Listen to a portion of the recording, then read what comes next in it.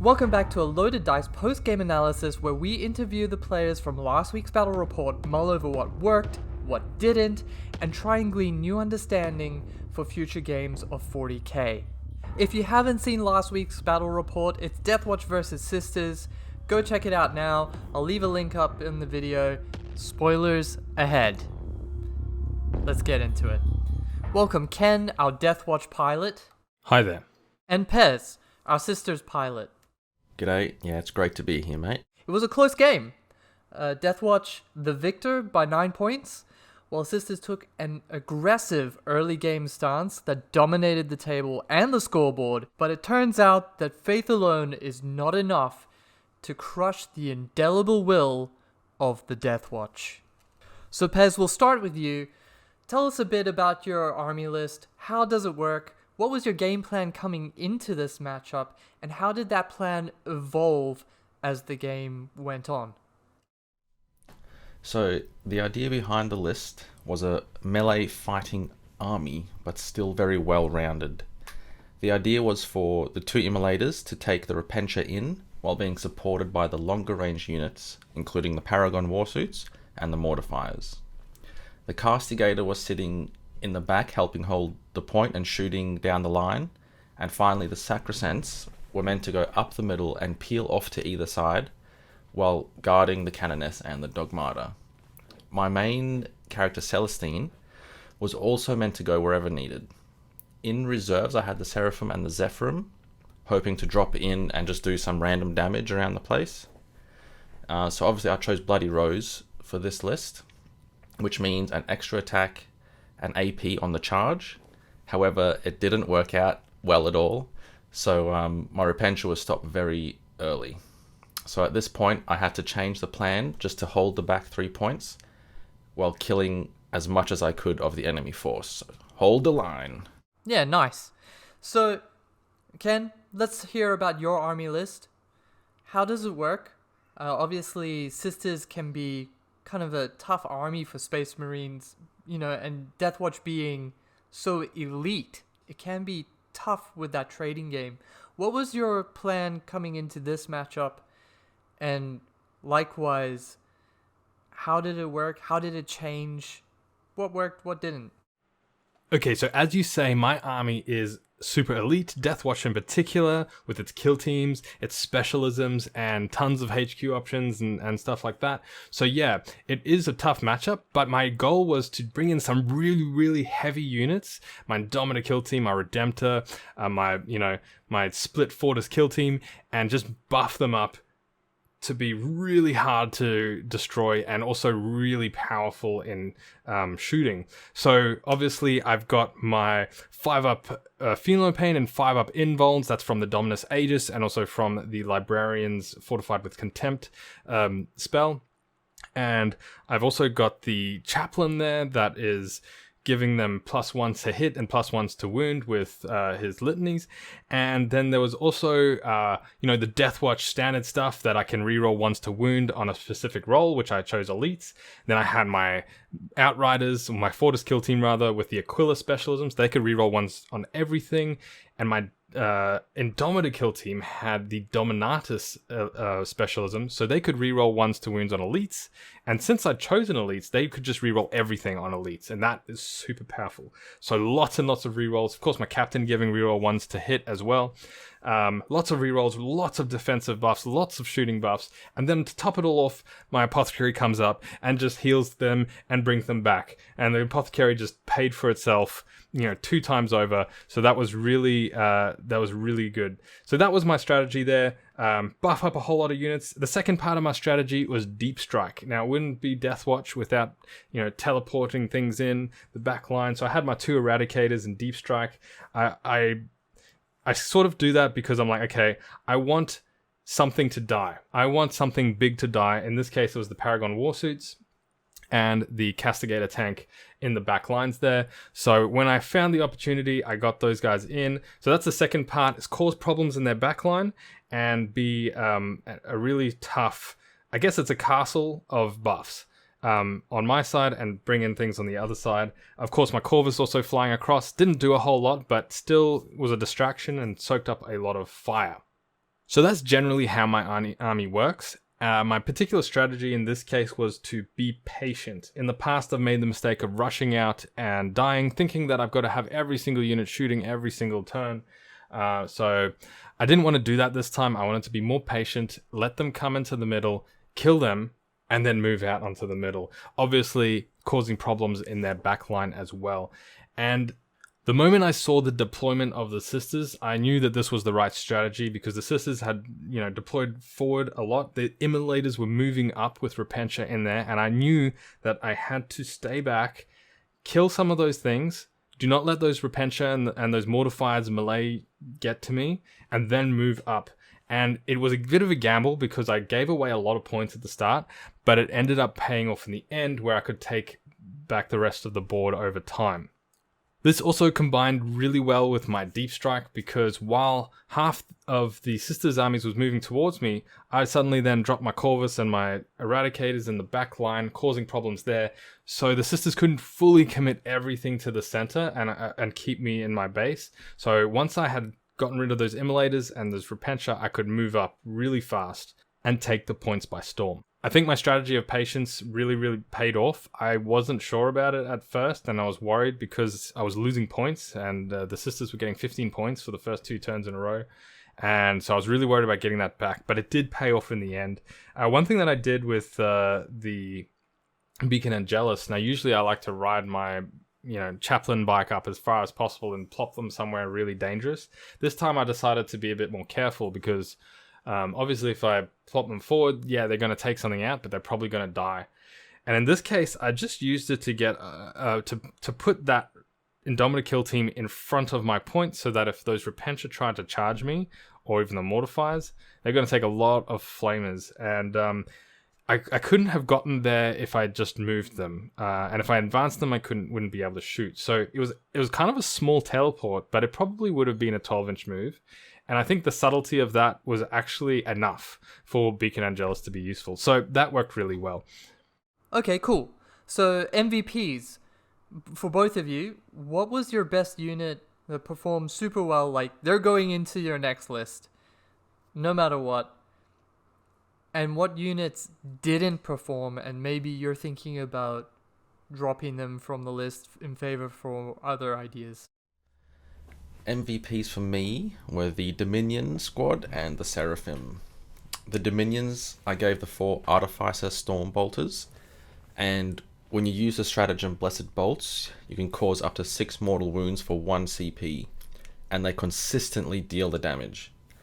The Seraphim can drop in and shoot using Deadly Descent, also for 1 CP, and they have 4 Hand Flamers in that unit, so doing that and doing it again, that really helped clear up that back point. So I'll definitely be keeping these 2 in the future. The worst for me this game was the Warsuits. They just constantly get targeted and it's so hard to keep them alive, even with a damage reduction. So I'll have to rethink my strategy when using them in the future.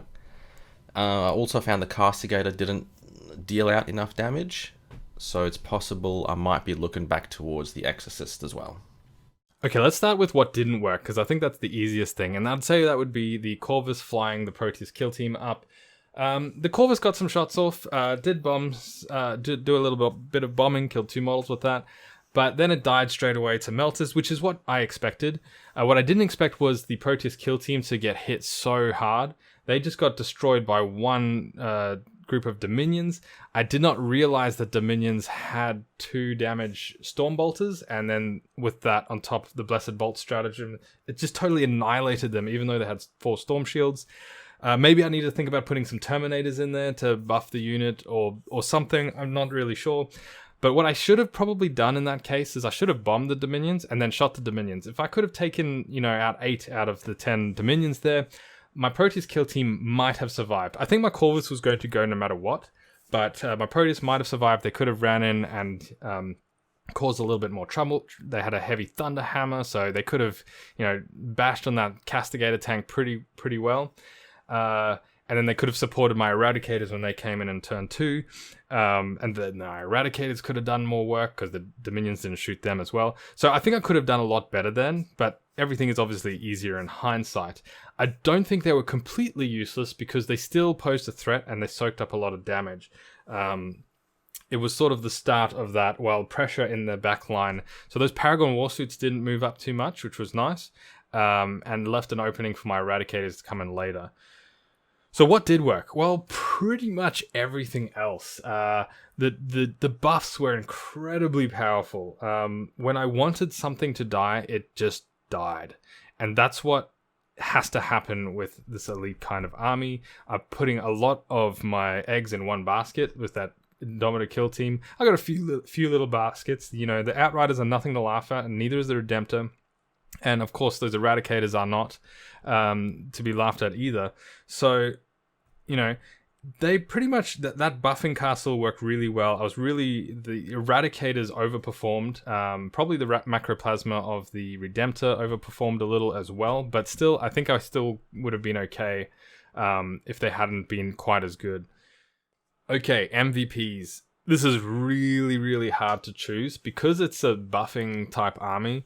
You know, nothing stands on its own. The Indomitor kill team is incredible, but it's got a lot of buffs from, you know, the Apothecaries are bringing them back. So, you know, the Apothecary, he's there as potential MVP, but I'd have to say it's probably the Redemptor just because of how it just destroyed those Immolators. Every time it shot that Macroplasma, it absolutely destroyed. Now, that doesn't always happen, but that's okay. I might consider in the future going 2 or 3 Redemptors just to try out a different kind of list, because they just are so powerful and they're core and they have -1 damage. So give that a try, and instead of having an Apothecary, have a Tech Marine. So that's something to try in the future. The Outriders also did a really good job. You know, yes, they died to Celestine, but they held up that point for a long time, and because they're OBSEC, they held the point. So, you know, they're definitely nothing to laugh at. And the Indomitor kill team, with its buffs, also did really well, just one-shot those Mortifiers. But I think I still have to give the MVP, if I have to choose one thing, it's going to be the Redemptor. But the true MVP is just DeathWatch, because it's the DeathWatch psychic powers, it's the DeathWatch specialisms, it's the DeathWatch kill teams. So, yeah. Redemptor. Okay, so what is not the MVP? Well, the Proteus kill team, not for any fault of their own, and the Corvus. As I said, I could have done better with them, but I will probably try something out and then maybe revisit the Corvus later. As I said, maybe instead of having the Corvus, have multiple Redemptors, or maybe try something else completely.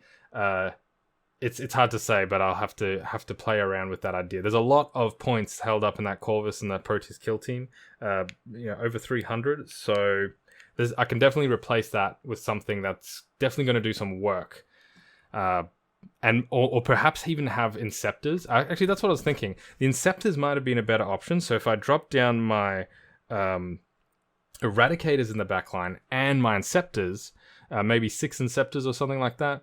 The Eradicators deal with the heavy stuff, so the Paragon Warsuits, and then the Inceptors deal with the troops and stuff that were going to kill the Eradicators.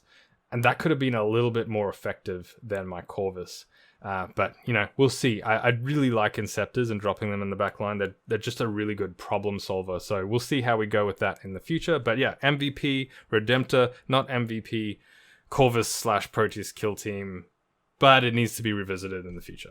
Right, and Pez, how do you feel you went on secondaries? Like, did you pick the right secondaries for this mission, you feel, and for this opponent? If you could do it again, which secondaries would you take instead? Sure. As for secondaries, I'm always happy with engage on all fronts, as I tend to drop units into the back lines, and I play quite aggressively moving up the board. Raise the banners is simple, and I'm always happy with that choice, even though sometimes it means I have to defend those points. So I might reconsider in future and possibly take assassination or bring it down depending on what the enemy has. Finally, again, no prisoners is an easy one, but against the bigger army I might take something like grind them down instead, But against DeathWatch, I was happy with that choice, knowing they have a lot of wounds in their army, so I could deal with that quite comfortably. Right, and same question to you, Ken. How did you go in your secondaries? Would you change them if you could? As far as secondaries go, I'm happy with engage all fronts. I got that a lot of the time, at least the 2 points being in 3/4. And also bring it down. Plenty, that's something I'm always going to take if there's a lot of vehicles. They have the 3 mortifiers, the 3 Paragon Warsuits, the 2 Immolators, and the Castigator tank. I took them all down, got maximum points, so really happy with that. What I'm not so happy about is Raise the Banners. It's the first time I've ever brought it, and the reason is because with Space Marines, well, you want to shoot, and then you got to spend a stratagem, but I don't have a lot of CP because that's how I get my buffing army. So it's maybe not that great an idea. It did work, of course, with the servitors, but then again, I probably would have used the servitors differently because the point was so exposed. I probably should have used them to screen out those Zephyrim dropping down, and then maybe the Zephyrim would drop down and they'd only be able to shoot servitors or something like that. Either way, I'm pretty happy with my choices, except for Raise the Banners. Not going to take that again. I'll probably try out the Long Vigil. It's really good. If I can, keep the enemy out of my deployment zone, I can get a lot of points really quite easily, and that would have worked out even with those Zephyrim dropping in. Maybe if I'd used my servitors better to screen out those Zephyrim, I would have kept them out completely. So yeah, that's me for secondaries. Okay, so for the DeathWatch, now that the game is over, you've had a week to think about it. What do you think of your list, and how do you think it's going to evolve into the future? What can we expect to see from the DeathWatch in future battle reports? Okay, so what will change in the future? The Indomitor kill team's going to be there every time. The Dominus Aegis, I'm going to bring that a lot. I'm going to bring the Librarian a lot. I'm going to bring the Apothecary a lot. A lot of it's going to stay the same. I'm going to swap out the Corvus, maybe try more Redemptors. I might try a really heavy Redemptor list, so something completely different, and, not have the Apothecary, have a Tech Marine. But for this particular list, I think the thing I'm going to change is the Corvus and the Proteus kill team to start with, and then we'll see how we go from there. I think the Indomitor kill team is there to stay. That is just the core of the army. It's just so powerful. Either it does a lot of damage or it soaks up a lot of damage. Either way, it's definitely staying. Right, and we're looking forward to seeing that. Now for you, Pez, the wolf on the hill is not as hungry as the wolf climbing the hill. The sisters have been knocked off the hill by the DeathWatch. Are they going to get back up? And what does that look like in the future? Okay, going forward, look, the DeathWatch got lucky this time, and they will be decimated in the next round. I'm always evolving my lists and looking for ways to improve. If I kept the theme of the melee fighting army, I might drop the Immolators and some Repentia, but then stick a full unit into a Rhino and maybe even include some Arcoflagellants in there as well. I could flip the table, also go for more range. I love ranged armies, including some Celestine units with Melters, and something to deal with that pesky Dreadnought because it hurt a lot. Also switching to a different order like the Ebon Chalice might provide more versatility in what I do, but in the end, the Emperor's Battle Sisters will rise once again. Good to hear it, mate. Well, thank you, Pez and Ken, for joining me on this DeathWatch vs. Sisters post-game analysis. We're looking forward to seeing you both grow fat with knowledge as the battle reports roll on. That's all we have time for today. Be sure to tune in next week for the next battle report. Until next time, bye now.